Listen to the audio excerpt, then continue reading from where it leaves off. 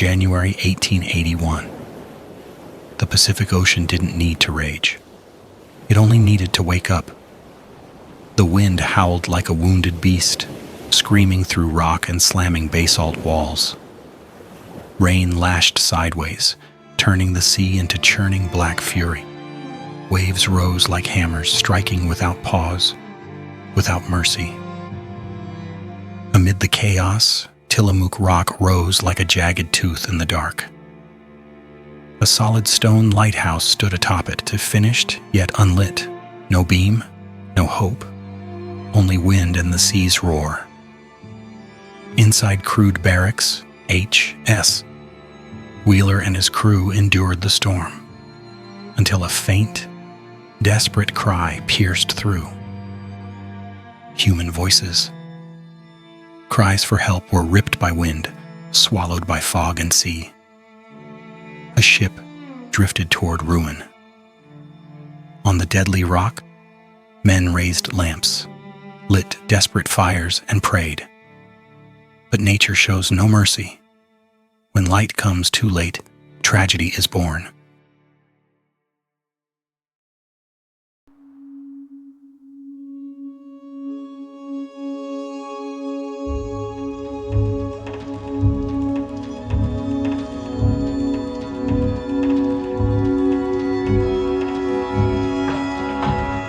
My dear friend, to understand why Tillamook Rock would earn a name like Terrible Tilly, we must first understand the waters it was built to guard. Because this story does not begin with a lighthouse. It begins with a river, and a meeting point so violent that it would become one of the most feared passages in maritime history. The Columbia River Bar sits where the Columbia River, one of the most powerful rivers in North America, collides head-on with the Pacific Ocean. The bar stretches roughly 3 miles wide and 6 miles long, a constantly shifting system of sandbars and shoals shaped by opposing forces that never rest. The river's current alone can surge between 4 and 7 knots, blasting into the ocean like a fire hose. When that force meets incoming Pacific swells, the surface of the water can change in seconds. Flat seas turning into towering breakers without warning. Even in calm weather, the Columbia River Bar is treacherous. In bad weather, it is lethal. For centuries, mariners learned to fear this place. Ships approaching the Pacific Northwest did not simply sail into port. They searched. They waited. They hesitated. Many never made it through. Long before charts were accurate and before lighthouses marked the coast, sailors spoke of this region with dread. By the early days of European exploration, it had already earned a name that would never leave it: the graveyard of the Pacific. And the name was not poetic exaggeration. Thousands of ships would be lost here. As Oregon and Washington grew through the 19th century, the Columbia River became a critical economic artery. Portland began to prosper. Trade expanded north toward Seattle and British Columbia, and south toward California. The river was no longer optional, it was essential. But necessity didn't make the crossing safer. It only increased traffic through one of the deadliest maritime choke points in the world. Finding the river mouth itself was a challenge. Mariners often sailed up and down the coast, searching for the elusive entrance hidden by fog, shifting sands, and deceptive currents. Even when the bar was finally located, ships frequently dropped anchor offshore for days, sometimes longer, waiting for conditions that might allow a safe crossing. Native guides would paddle out in canoes, offering their knowledge in exchange for valuable goods, one of the earliest forms of pilotage in the region. By the mid-1800s, it became clear that technology had to intervene. In 1865, the first lighthouse was constructed on the north side of the bar, in what was then Washington Territory, atop a high bluff known as Cape Disappointment. A decade later, in 1875, Point Adams Light was illuminated on the Oregon side to the south. For the first time, the mouth of the Columbia River was marked at both ends. But even with two lighthouses in place, the danger remained. The lights marked the river mouth, but they did not guide ships to it from afar. Mariners approaching from the open Pacific still struggled to locate the bar in time, especially in fog or storms. The problem was not visibility at the entrance. The problem was finding the entrance at all. By the late 1870s, the losses were impossible to ignore. Something more had to be done. In 1878, the United States Congress appropriated $50,000, a significant sum at the time, for the construction of a first-class lighthouse to aid navigation along the northern Oregon coast and to mark the approach to the Columbia River bar. The intent was clear. Ships needed a beacon that could be seen long before they reached the deadly shoals. The first plan seemed sensible. Surveyors proposed building the new lighthouse atop Tillamook Head, a massive promontory rising approximately 1,200 feet above sea level, located about 20 miles south of the river mouth, between what are now Seaside and Cannon Beach. From a map, it looked ideal, high, prominent, impossible to miss. But maps do not account for fog. As surveyors fought their way through dense Sitka spruce and alder forest to reach the summit, a fatal flaw became obvious. Tillamook Head was almost perpetually shrouded in fog.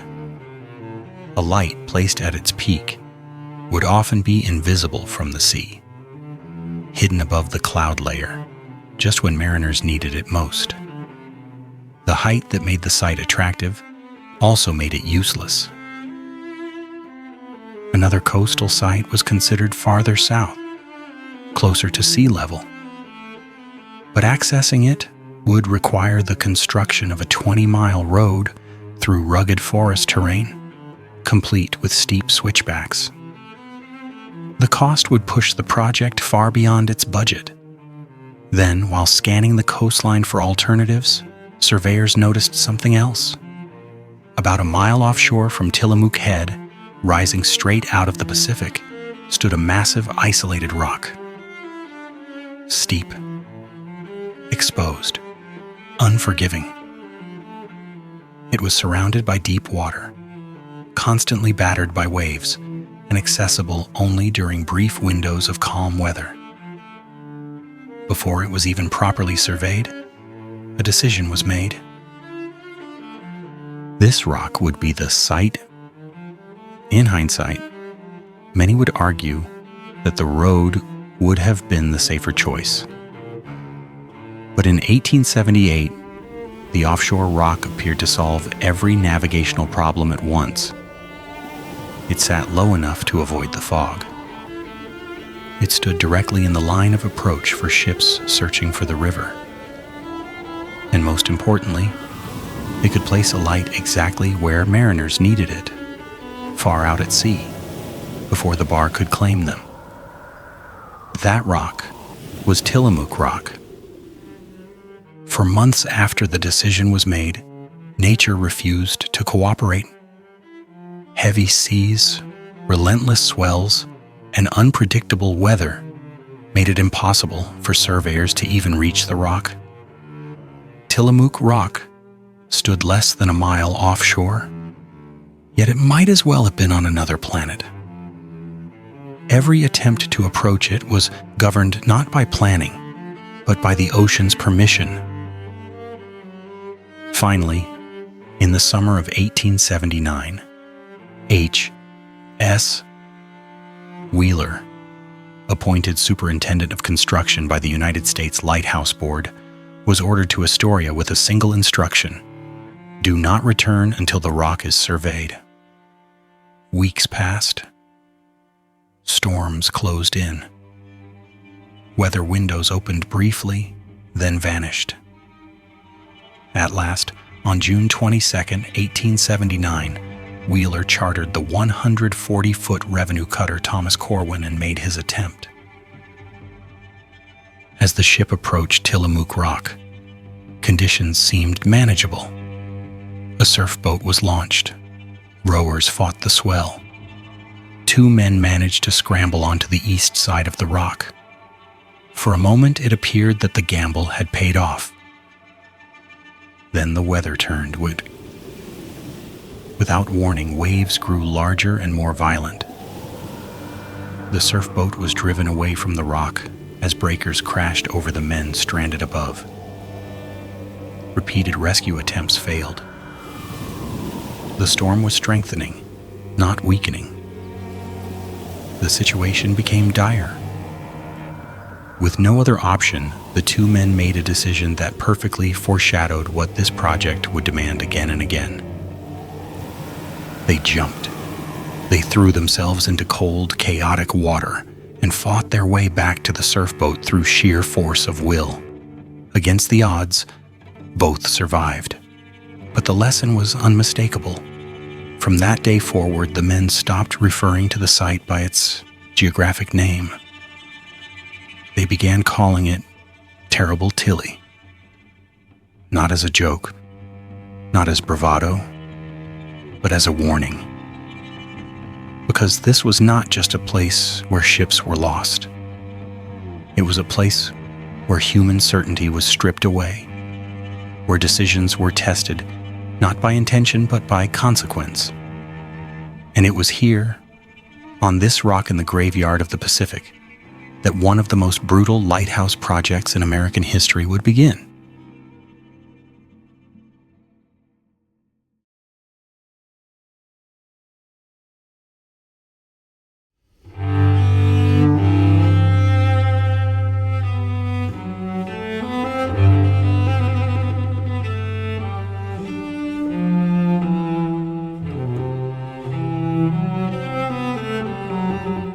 Four days later, on June 26, 1879, H.S.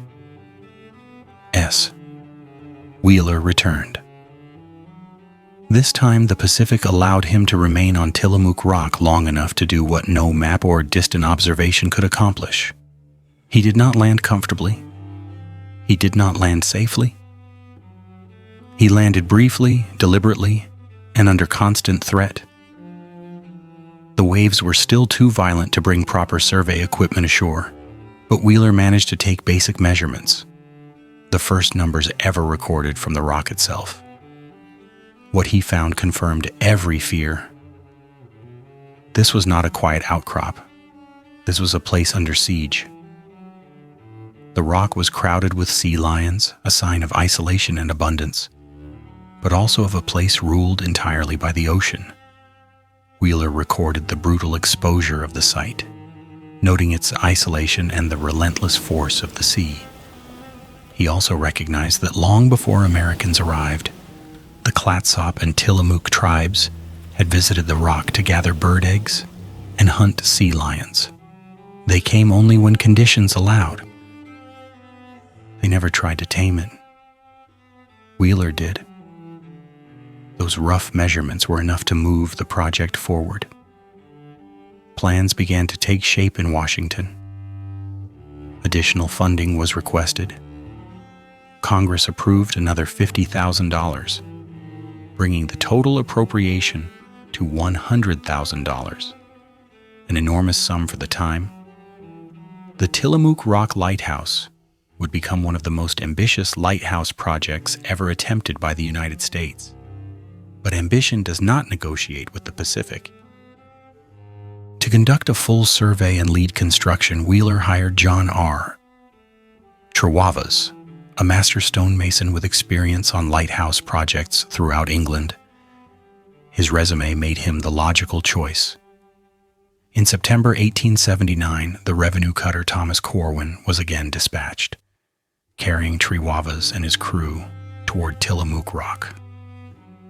At first, the weather appeared favorable. A surfboat was launched. As the crew approached the rock, the swells began to build, quietly at first, then decisively. Trewavas stepped onto the rock. At the same instant, a single massive wave tore the surfboat away, ripping it from the landing point and dragging it backward into the sea. Trewavas was thrown into the water.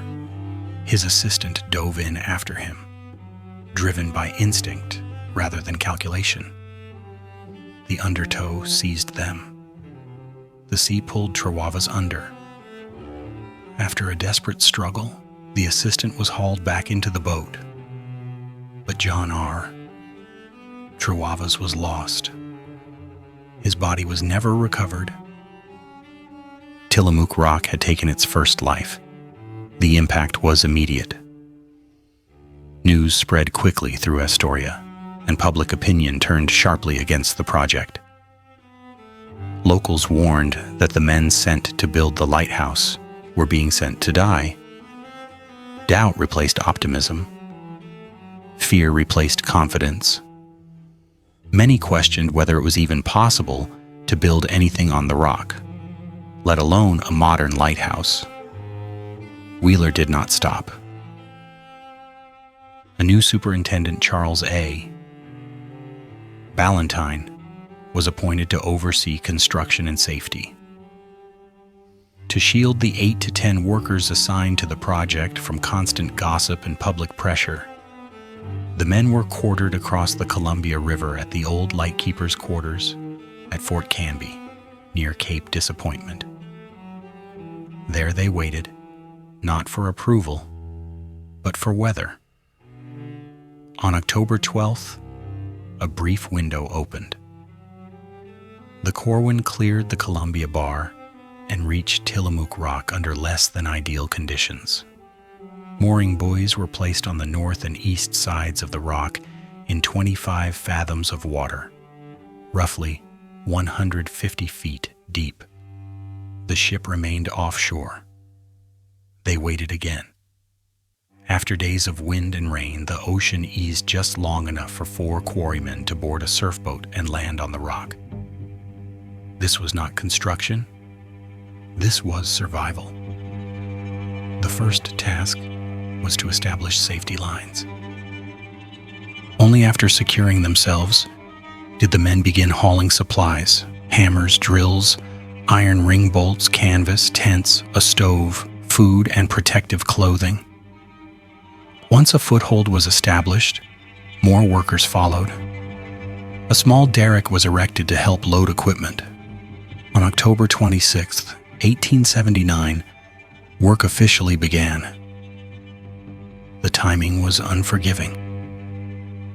Late October marked the onset of the Pacific's most violent season.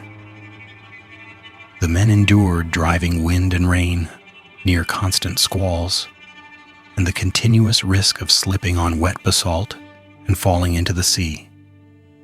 Surfboats proved too dangerous for regular use. A safer system was required. A rope gondola was constructed. Men were transported in a breeches buoy, suspended above the water between ship and rock. The method was still risky. Sudden ship movement could dunk a man into the sea, but it was significantly safer than surfboats, which had already claimed 1 life. Before any structure could rise, the rock itself had to be reshaped. The top of Tillamook Rock was blasted with dynamite. Quarrymen drilled into solid basalt, often while suspended by safety lines. The work was slow, exhausting, and constant. Progress came only through repetition and endurance. On January 9, 1880, a major storm struck. Waves crashed over the rock, tearing away a supply house located 30 feet above sea level. Panic spread among the men. Some attempted to flee upward instinctively seeking higher ground. Ballantyne stopped them. Had they climbed higher, they would almost certainly have been swept into the sea. The barracks held. The men survived. Then came isolation. It was not until January 25th, 16 days after their last delivery of provisions, that a ship could finally reach the rock to confirm the workers were still alive. Supplies were rationed. The men waited, listening to wind and water, unsure whether rescue would arrive before the next storm. The experience did not slow the work. It accelerated it. After 7 months, in May 1880, the masons and blacksmiths completed the leveling of the rock. The site was finally ready for construction of the tower. None of those men returned for the next phase. Today, some observers question whether pushing the project into late fall and winter, beginning full operations on October 26th, was a reckless decision by any modern safety standard. Trewavas died in September during early survey work, but his death underscored a deeper truth. Once Tillamook Rock was chosen, every decision became a wager against time and weather. This phase proved one thing beyond doubt. Building the Tillamook Rock Lighthouse was not construction. It was war.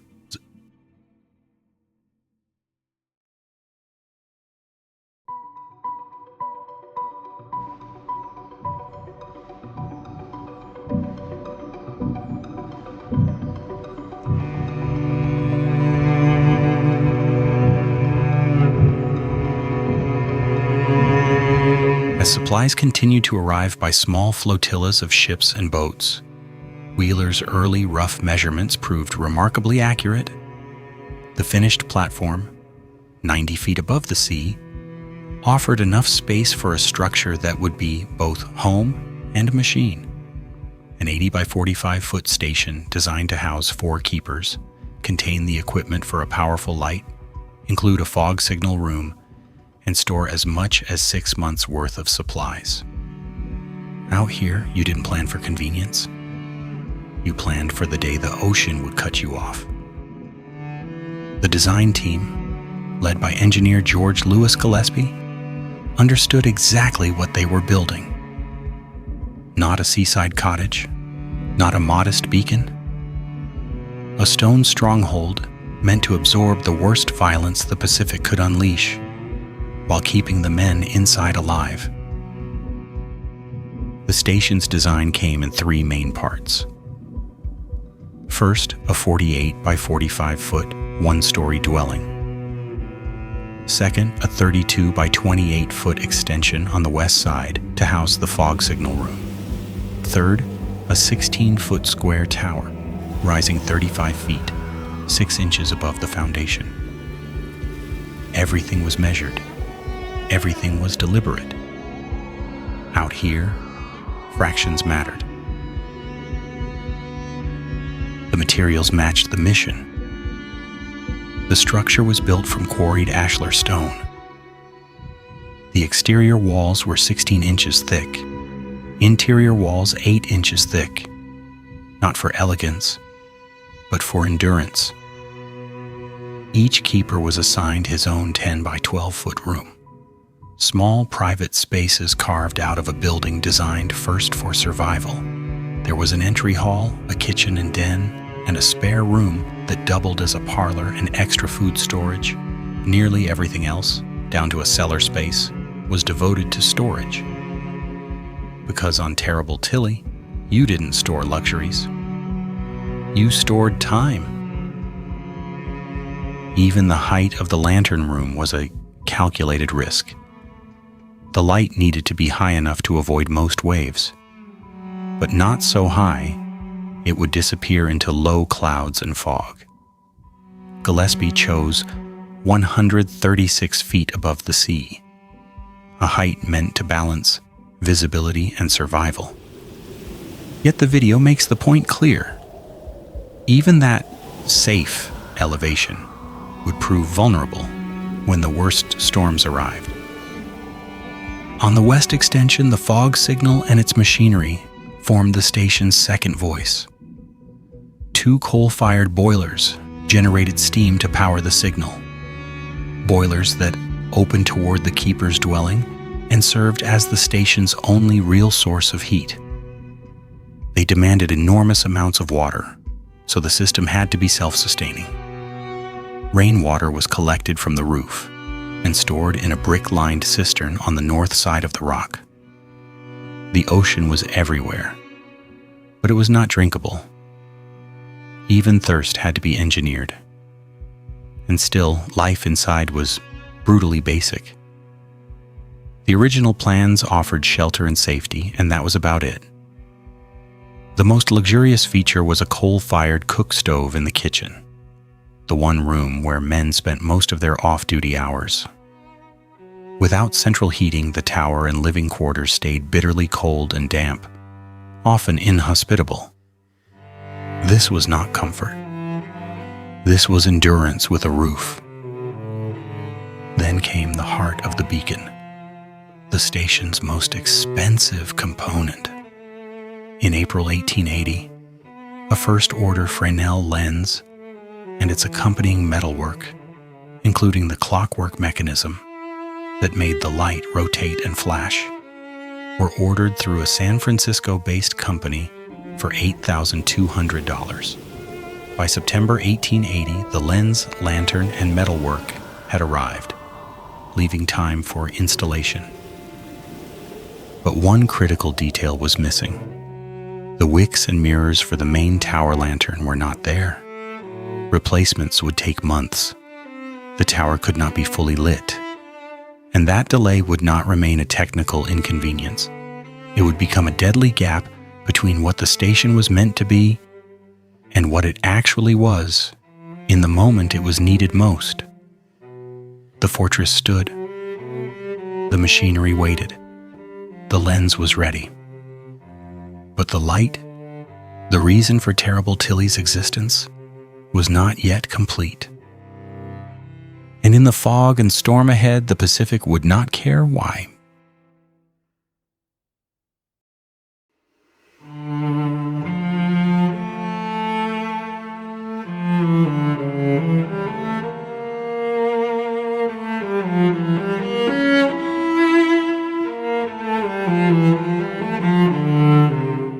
Only a few days into the new year, in January 1881, Tillamook Rock was almost finished. The stone station stood like a fortress above the sea. The first-order Fresnel lens, delicate, intricate, and impossibly precise, was in its final stages. The clockwork and metalwork that would give the light its signature rhythm were being tuned and fitted. The first keepers were expected within weeks. Supplies for daily life on the rock had already begun arriving. But the lighthouse was not yet officially in service. The tower still lacked what mattered most: a fully functioning light strong enough to cut through the Pacific's winter fog and storms. And the ocean does not grant grace periods. It does not care whether a project is 99% complete. On New Year's Day, a brutal storm rolled in. Gale-force winds and torrential rain hammering the rock. 3 days later, the storm still hadn't broken. The crew responsible for the finishing work, men exhausted from months of danger and cold, were huddled at the base of the new tower and eating a simple dinner, trying to ignore the constant roar outside. Then H.S. Wheeler heard something different in the chaos. He stepped outside. He listened. Through the wind, the rain, and the pounding surf came the unmistakable sound of human voices, shouts, urgent and panicked, drifting out of the darkness. One man even thought he heard a dog howling, though it might have been only the whistling wind. But the men understood the truth immediately. A ship was out there in the fog, blown off course, and dangerously close to the rocks. They did not debate the They did not hesitate. They ran for the lantern room and placed a bright lamp inside the Fresnel lens. It was not the true beacon, the powerful light the station was built to cast, but it was all they had. At the same time, they built bonfires on the rock, feeding them against the rain, trying to create any warning that might pierce the fog. For a moment, just a moment, Wheeler caught sight of the ship's lights, only a couple 100 meters away, hovering like ghosts in the storm. And then they vanished. The voices went silent. In the darkness and wind, the workers could not know whether the ship had turned away at the last second or had already struck. They clung to the hope that their desperate signals had worked. Eventually, with nothing else they could do, they went back inside and tried to sleep. At first light, the storm finally broke. For the first time in weeks, sunlight spilled over the highlands to the east and touched Tillamook Rock.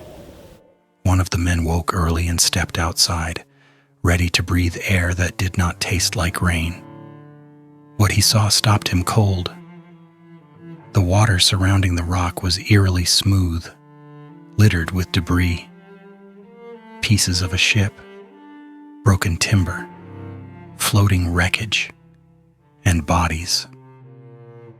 The vessel was the Lupatia, a 1,300-ton British square-rigged brigantine, nearing the end of a long voyage from Japan to Portland. Her captain, Irvine Raven, had died during a previous voyage. Command had passed to the ship's mate, B.H. Raven, the captain's younger brother.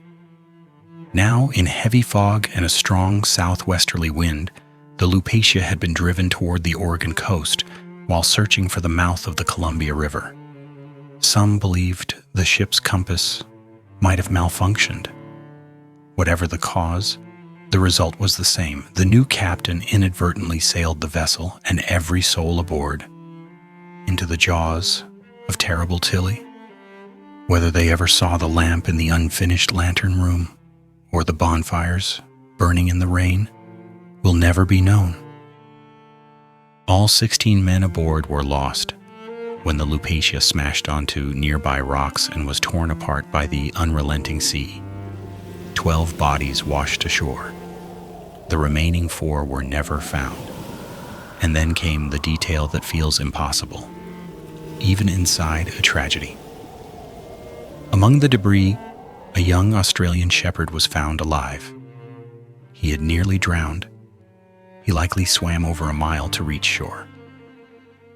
A single living creature, pulled out of a disaster that swallowed 16 men as if the ocean left behind one witness, not to explain what happened, but to prove that it did.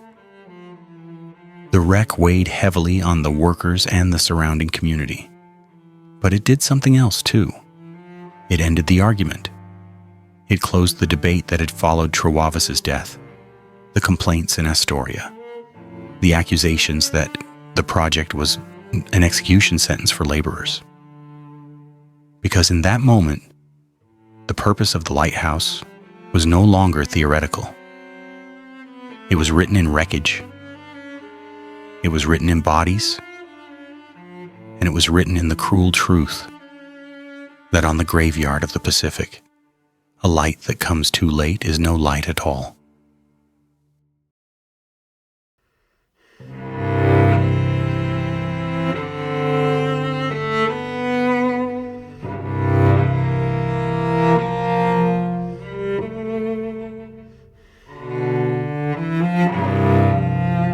On January 21st, 1881 at midnight, Tillamook Rock finally became what it was built to be. After all the drilling, blasting, hauling, and near-death landings, after the Lupatia tragedy proved the cost of an unlit tower, the station's first keeper, Albert Roeder, and his assistants lit the 5 wicks of the oil lamp. The lantern room came alive. A white beam cut into the Pacific darkness, strong enough to be seen up to 22 miles out to sea. In a single moment, terrible Tilly stopped being a construction site and became a working guardian. And it worked. The light was an immediate asset to mariners navigating the North Oregon coast and the approach to the Columbia River bar. The video makes the point plainly. Accidents in the area plummeted as this stretch of wild coastline was little by little forced into something safer. But the cost of that safety did not disappear. It simply shifted from ships and sailors in the water to keepers living on the rock. Because life at Tillamook Rock was not a posting, it was an ordeal. The station sat only a little over a mile offshore, but it might as well have been on another planet. The nearest harbor was about 30 miles away, and in the early years, the keepers had no way to communicate with the outside world. The station had signal flares for emergencies, but they were rarely used. There wasn't even a surfboat on the rock. If the weather turned, and out here it always turned, the men were completely on their own. Supply ships could only approach when conditions allowed. Deliveries and crew replacements were often delayed, not by hours, but by days, sometimes weeks. The sea decided who came and went. The keepers lived inside that schedule, and it wore them down. Their rotations were designed to make the isolation bearable. 42 days on, 21 days off. But even that rhythm couldn't protect a man from the psychological weight of the place. Storms were frequent. The air was cold and wet. The quarters were cramped. The rock shook under the force of the Pacific. Many keepers lasted only months. The station's first keeper, Albert Roeder, lasted just 4 months. He wasn't the exception. He was the pattern. Yet some men did endure. A few stayed long enough to become part of the station's legend. William Dahlgren, who served from 1901 to 1919. Robert Gerloff, from 1903 to 1928. George Wheeler, from 1929 to 1952. And Oswald Alec, who arrived as a 4th assistant keeper in 1937, rose through the ranks and became the station's final head keeper in 1952. Those names matter because they represent something rare on Terrible Tilly: long-term survival. Over time, conditions improved, but comfort never truly arrived. The rock could be made more functional, more connected, more livable, but never gentle. On November 4th, 1895, a long-awaited telegraph line finally connected the station to Fort Stevens. 2 years later, in 1897, a telephone line was established to the mainland, but the connection was almost immediately cut by a storm, a reminder that every advance still had to answer to the weather. In 1898, the station's roof was raised and reinforced. When the station first opened, the dwelling had large rectangular windows fitted with safety glass. But after a brutal storm in 1912 shattered almost every window, they were filled in with cement and replaced by round portholes fitted with 3-inch thick glass, a practical upgrade that also turned the interior into something darker and more cavernous. The technology of the light evolved as well. In 1924, the oil vapor lamp was replaced with a 300-watt electric lamp. But the station itself wasn't fully electrified until 1932. Before that, the living quarters and work spaces were lit by kerosene lamps, small flames fighting the same damp cold that lived in the walls. Also in 1932, the station finally gained steam heating, a luxury that must have felt almost miraculous after decades of bitter, wet winters. But no upgrade, no reinforced roof, no thicker glass, no telegraph line, could cancel the central fact of life on Tillamook Rock.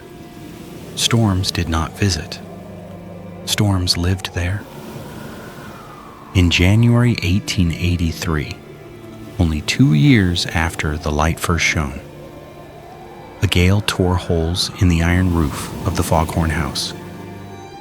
In December 1886, another storm ripped half a ton of concrete filling from the foundation and hurled it into the station, causing significant damage. Roof vents were damaged so badly they were eventually removed, their openings sealed. In December 1887, a massive storm sent a wall of water crashing over the lighthouse, smashing lantern panes and flooding the station. In December 1894, another storm breached the station again, destroying 13 lantern panes. And in 1913, the rock endured 15 hours of bombardment so violent that the men inside genuinely believed the station would be torn from its foundation and carried into the sea. That sentence is the truth of Terrible Tilly. Even inside a fortress, the keepers sometimes felt like passengers in a ship that could not sail away. Yet the most devastating storm in the station's history arrived on October 21st, 1934. That night, winds reached 109 miles per hour, about 175 kilometers per hour, and the station was battered without pause.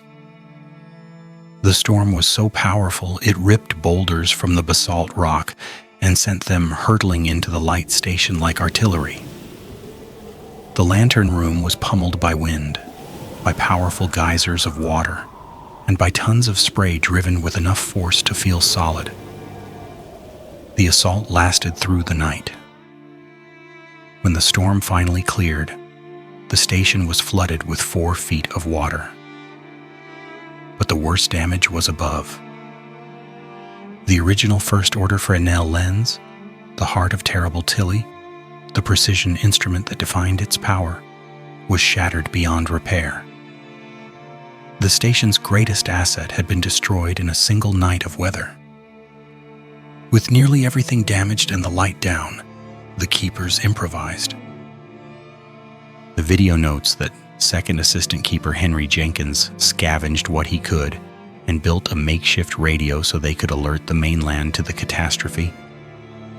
Repairs cost $12,000, and they were not completed until February 1935. The Fresnel lens was replaced with an aero beacon, and the lantern room windows were reinforced with metal mesh. But every repair came with the same underlying problem: supplying this rock, maintaining this fortress, fighting this ocean over and over was insanely expensive. The constant damage and the constant logistics turned Tillamook Rock into what the video calls the most expensive lighthouse in the country to maintain. And still, the danger wasn't only storms. In 1911, Second Assistant Keeper Thomas Jones fell 25 feet from the station's derrick. He was evacuated from the rock and taken to a hospital in Bay City, but he never regained consciousness. Even when the sea didn't take a man, the rock could. And yet, here is the contradiction at the center of this story. Some men found a strange kind of peace there. Most hated Terrible Tilly, but a few discovered solace in its simplicity. Life on land is crowded with choices, noise, and endless demands. Life on Tillamook Rock was harsh, but it was focused. The work had a single purpose, repeated every day no matter the weather: keep the light on. Because out there in the graveyard of the Pacific, that beam was not decoration, it was not tradition, it was not romance. It was survival, measured in miles, paid for in repairs, and defended by men who lived at the very edge of the world.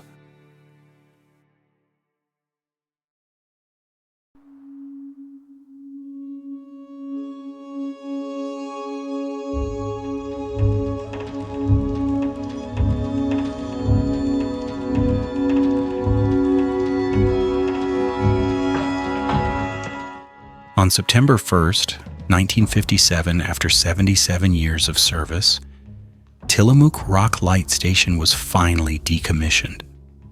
For generations, more than 300 men had lived and worked on that mile offshore outpost, keeping a beam burning through howling gale and thick fog, guiding ships past the Columbia River bar, and the brutal reputation of the graveyard of the Pacific.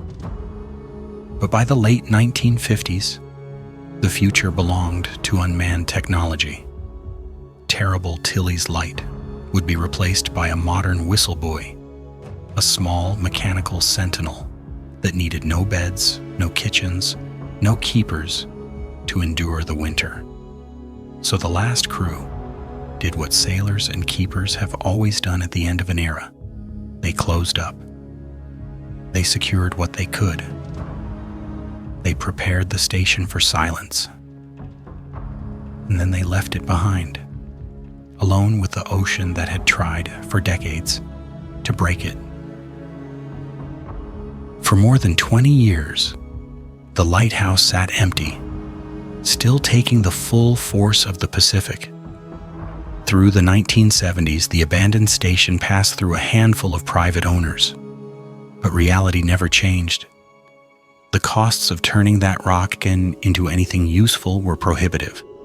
Even visiting it was expensive. The video makes it plain. Tillamook Rock is not a place you casually travel to. In modern times, only a chartered helicopter can reliably make the trip. Then in 1980, a group of realtors purchased the station with an idea so strange it could only belong to a place like this. They would turn Terrible Tilly into an eternity at sea columbarium. For $1,000 to $5,000, a person could have their ashes flown out and interred on the rock, resting forever where storms never stop and the horizon never ends. It did not catch on.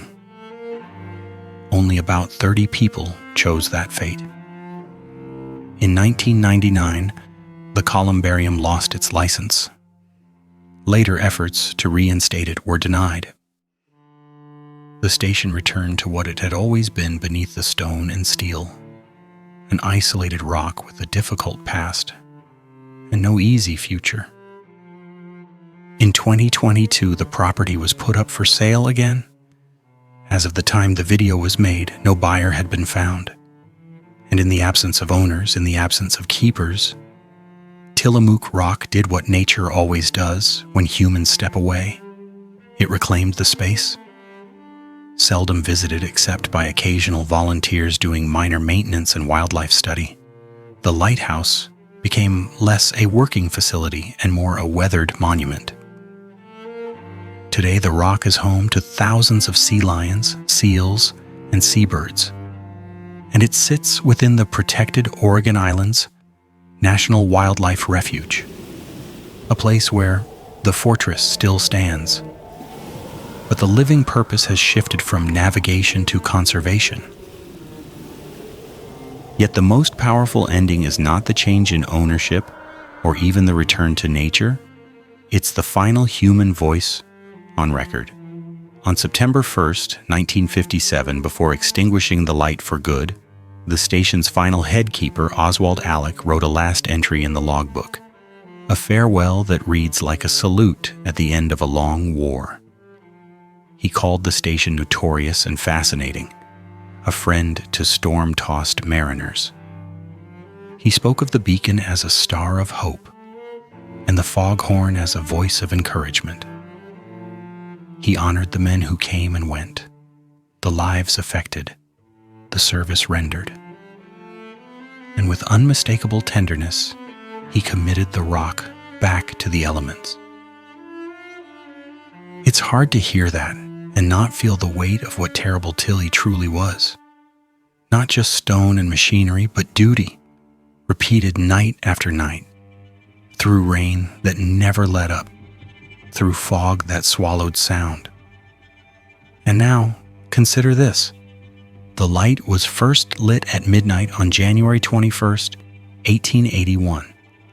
That means The world has now passed the milestone of 145 years since Terrible Tilly first threw her beam across the Pacific, January 21st, 2026. A century and nearly a half after that first ignition, the rock still stands. The storms still come. The sea still roars. But the story remains, etched into dates, into wrecks, into the logbook of the last keeper, like a final truth carried on the wind. A light can end its service, but it does not end its meaning. Finally, thank you for staying with me through this journey, through storm, stone, and silence, back to a light that once stood between life and the sea. If the story of Terrible Tilly moved you, challenged you, or made you pause for even a moment, then that light is still reaching someone. If you feel it's worth passing on, a like or a share helps this story travel a little farther, just as that beam once did across the Pacific. And if you'd like to continue exploring history where human courage meets unforgiving nature, I invite you to follow along. More stories are coming, quietly, carefully, and with the same respect for the lives behind them.